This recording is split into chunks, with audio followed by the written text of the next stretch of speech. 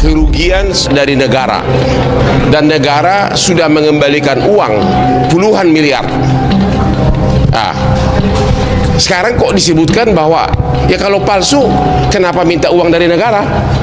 Makanya saya mengingatkan kepada kejaksaan agar mulai menyidik kasus ini. Ya, bagaimana bisa uang keluar dari kas negara puluhan miliar kalau benar surat palsu pada waktu mengklaim? Karena kalau palsu nggak mungkin dong negara mengakuinya kan. Jadi sekali lagi sudah waktunya kejaksaan untuk menyidik kasus ini. Kalau memang surat berharga itu palsu, kenapa bisa kantor pajak membayar puluhan miliar? Sekarang kita tanya dulu kepada Pak Andi Aswan yang adalah sama-sama soulmate Merah Putih, yang adalah pendukung Jokowi, begitu ya? Ya, jadi saya meluruskan dulu Bang Abang. Ya. Kalau Pak Bung Sylvester itu adalah Ketua Umum Solidaritas Merah Putih. Merah Putih yaitu pendukung Jokowi. Jadi ya, pendukung Jokowi itu ada kelompok relawan. Oke. Ya, kalau saya dari Jokowi Mania. Jokowi Mania. Ya, dan juga sebagai Rumah Juang Jokowi. Rumah Jual Jokowi. Rumah Juang Jokowi itu berkumpul beberapa kelompok relawan-relawan yang mendukung Jokowi, Prabowo, Gibran sekarang. Oke, apakah itu faktor penyebab sehingga Sylvester ini benar-benar kebal? Ya, kalau kita bicara kebal ya tidak ada orang yang kebal di mata hukum. Ya. Pasti Bang Abang walaupun 6 juga. tahun sudah ya. Ya, coba saya. Oke, itu faktor awalnya. Ya. Sekarang kenapa dia begitu kuat sehingga 6 tahun tidak dieksekusi? Apa yang membuat?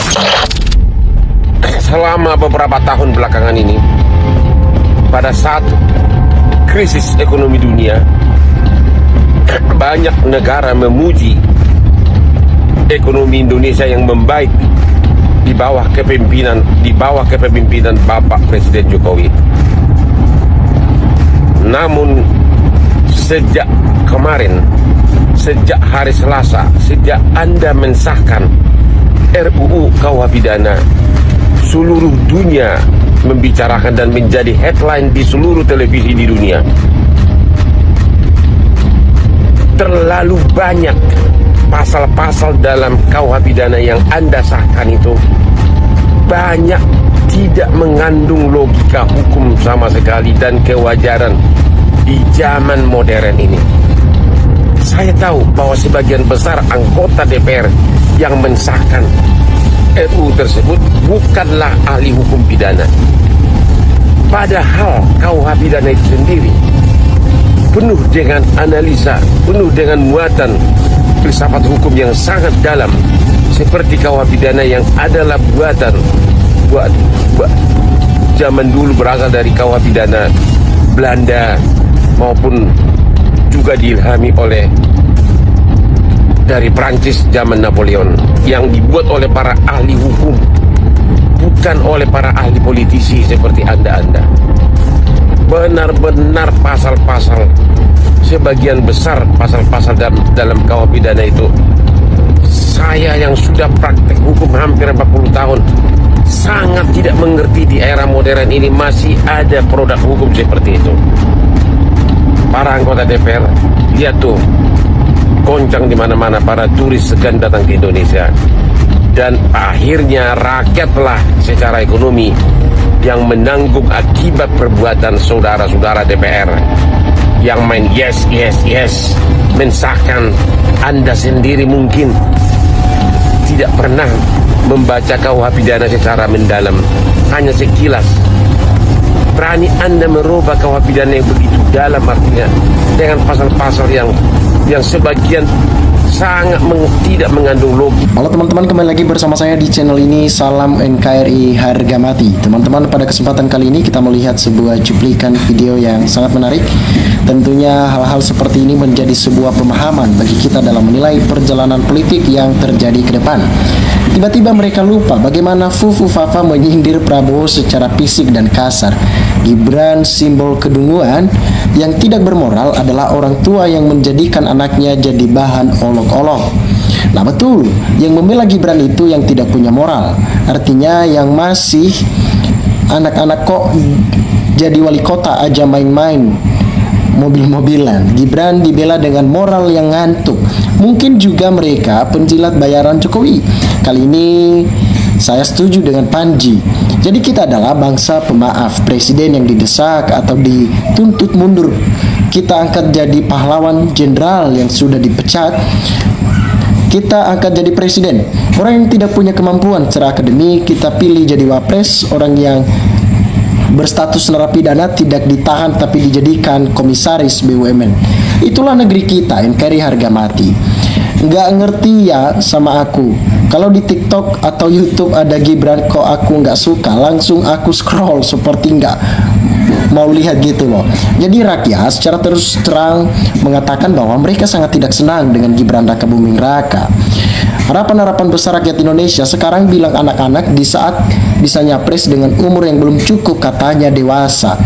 Nah, Mas Alif, apa yang dikatakan Panji itu bukan sebuah kritikan tapi sesuatu kebenaran. Gibran itu zong. Pendidikan wapres ruwet, level OPSS kok disetarakan. Negara ini rusak karena ada anak muda yang belum cukup umur dipaksakan jadi pemimpin. Lah, emang ngantuk gitu.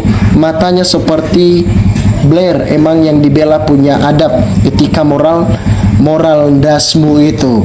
58%. Gimana ya perasaannya dengan omongan Panji? Saya yang tidak memilih saja malu dong dengan orang-orang seperti itu. Mantap Panji. Semoga apa yang disampaikan oleh Panji Purwaksono ya, makin banyak orang yang berani muncul. Profesor kita mana? Keluarlah kalian, selamatkan negeri ini. Kalau kalian keluar, semua pemerintahan pun bingung yang mana yang mau ditangkap. Emang masih anak-anak, gampang ngambek kalau nggak ada waktu buat main sama tidur siang. Pemujanya sendiri udah mengakui sendiri kalau wapresnya emang masih anak-anak. Panji bilang Gibran ngantuk, slang menyanyi Republik Fufafa, Republik sekacau ini, terasa badai dan longsor buat yang merasa. Maksudnya Gibran kurang tidur, sering begadang dan sambil main game jadinya ngantuk. Nah, rakyat mengatakan hal seperti ini karena kekecewaan mereka terhadap Gibran ya, karena mereka tidak suka terhadap Gibran sehingga mereka mengatakan hal tersebut ya. Odi Giji sah jika diputuskan dokter jiwa dan orang yang cacat moral dan etika dipastikan oleh Mahkamah Konstitusi. Ya, kalau sadar ada keterbatasan fisik, jangan dipaksakan jadi RI 2 yang tentu jadi fokus jutaan orang.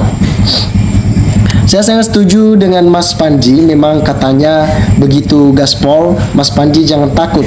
Memangnya Gibran, Jokowi, Usman dan penjilat lainnya bermoral. Hasil kecurangan Jokowi dibahas minus-minusnya, langsung deh ternanya ngamuk ya, padahal kenyataan bukan dibully loh. Tapi seburuk apapun komentar orang-orang yang bersangkutan gak malu, sama seperti bapaknya. Jadi bisa dikatakan ini bapak sama anak 11-12, tidak ada bedanya. Gibran haus kekuasaan, begitu juga dengan Jokowi. Mereka menghalalkan segala macam cara hanya untuk mencapai titik yang mereka inginkan. Apakah cara-cara seperti itu cara-cara yang dapat dijadikan contoh di negeri ini? Tentunya tidak. Nah, Wapres karbitan hasil kong kaling kong MK dan Jokowi merubah undang-undang usia Gibran yang belum cukup jadi wapres, tapi karena Jokowi waktu itu berkuasa, apapun dilakukan demi ambisinya menguasai negara. Dasmu artinya kepalamu. Mantap ya, umpetin dari seorang presiden dasmu atas artinya kepala lu keras. Itu perlunya refleksi dan introspeksi mengapa menjadi bahan tertawaan. Gibran dari dulu sewaktu menjadi wakil presiden sampai sekarang jadi tertawaan banyak orang. Jadi agak lucu, ada apa sebenarnya? Kalau dirasa mah bukan ngejek fisik, lihat aja raut mukanya, emang kayak orang ngantuk mulu. Terus nggak ada ide kemajuan apa buat negara gitu. Masih banyak yang jauh lebih banyak yang pintar dan pantas dia jadi wapres, jadi karena bapaknya aja. Nah teman-teman, silahkan berikan tanggapan teman-teman di dalam kolom komentar ini sehingga kita dapat bertukar pikiran antar satu dengan yang lain lewat kolom komentar ini. Terima kasih teman-teman, salam NKRI harga mati.